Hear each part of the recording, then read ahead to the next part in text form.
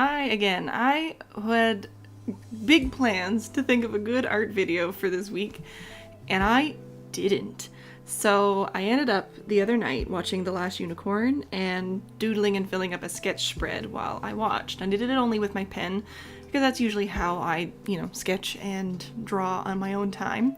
But I decided I would go back in and maybe I should fill in some of the drawings and around stuff I liked with some colors, use up old supplies, the kind of stuff I love to do in my sketchbook.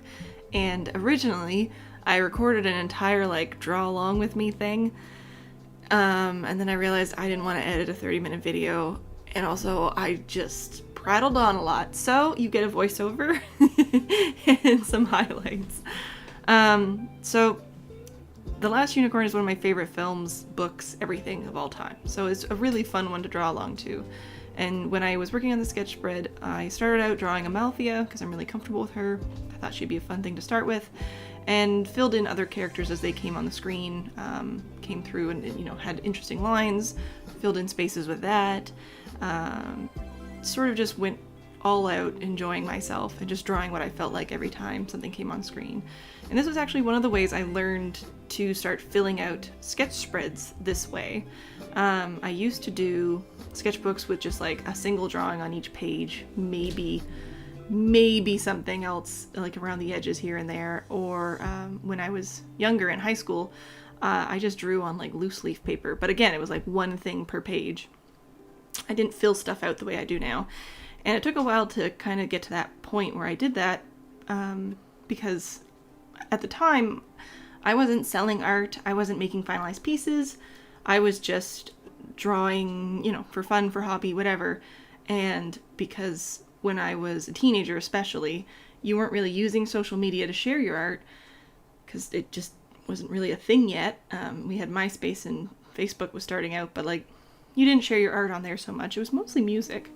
In any case, the only thing people were going to see if I showed them any of my art was my sketchbook. So I wanted to make sure my sketchbook had nice finalized pieces in it, because I wasn't doing paintings. I wasn't doing art on a medium, a canvas or watercolor paper, or things that you could hold that was a finalized piece. But as I got older and I started watching other artists I enjoyed, and I started selling at conventions and actually making art with a finalized piece as part of the process, I started to realize how much more I enjoyed filling my sketchbook like other people I'd seen who did the same, and just filling pages with stuff. It became a very fun and stress-free way to sketch almost. I know that there's a lot of pressure where people think oh, I've got to make my sketch pages look aesthetic and make them really pretty, especially if I'm going to do this process where I make them really cluttered, but you don't have to, and you definitely don't have to start out that way. You can just do what I did and be watching people you enjoy doing streams of games, and every time something funny happens or something that you like the visuals from, you draw it in your sketchbook on the same page and just keep filling out the space. And then the more you do that, the easier it becomes to kind of almost make the sketchbook page itself a composition without even thinking about it. So that's how you kind of get to this point, and to the point some other artists that do even more beautiful sketch spreads, because they just, innately, with practice, understand how to fill those pages just without even thinking about it, how to make them look nice. And a lot of the time, my pages don't look that nice. They just look really cluttered. But it's my sketchbook, so it can look however I want, and that's fine. So if you still like doing just a single subject on each page of your sketchbook, that's fine too. But if you wanted to get into doing these full spreads, cluttered stuff like that, then it's always a good way to practice. Find something you enjoy that you can mindlessly draw along to, and just don't flip the page. Just keep putting stuff in. If you drew something you didn't like, throw some gouache and paint over top of it, or just draw over top of it again. If you're using pencil, you can erase and put something new. If you do like I do and use a ballpoint pen, you can, darken up that area, draw something else, or draw over top of it and use another color to outline the part of it that you want people to see. I don't know. There's so many options, and it is such a fun way to fill up a sketchbook. And you can see there, I put a big splash of gouache across the first attempt at a manticore that turned out ugly, and I had drawn too dark to kind of go over it again with my pen. So I was like, later on I'll put some gouache on there. And then I used that as a space to kind of practice doing those tapestry style florals that was in the the movie and the background of the painting of The Last Unicorn. But you probably heard a lot of this too when I was doing that pet page, but I don't know. It's just something that is very fun to do, and I wish more people would enjoy doing that like me. I mean, I guess it is your own sketchbook. Do whatever you want. But if you decide to do this, don't think of it as work. It is all just fun practice. Your sketchbook is for sketching and filling up with ideas and practicing and doing whatever. And it makes it a lot easier to practice if you're enjoying yourself. So do that. You can also see on the corner there where I literally dropped my green gouache covered paintbrush directly onto that first sketched unicorn. So that was fun. But because it's my sketchbook, I just said screw it, it doesn't matter.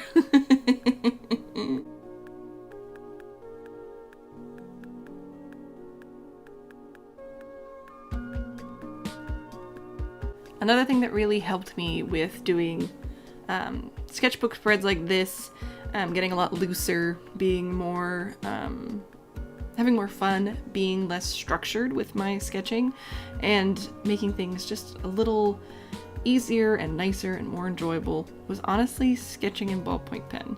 When I sketched in any sort of pencil, other than like colored pencils, because I don't tend to do that anymore, but with like graphite pencils, I would be erasing constantly and redrawing everything to try and make it perfect.